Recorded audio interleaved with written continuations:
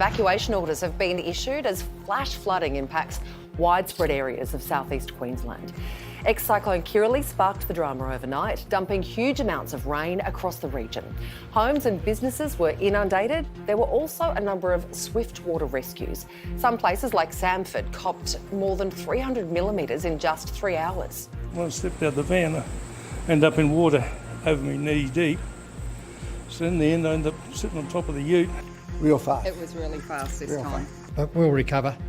I don't know how at the moment, but anyway, we'll be working at it.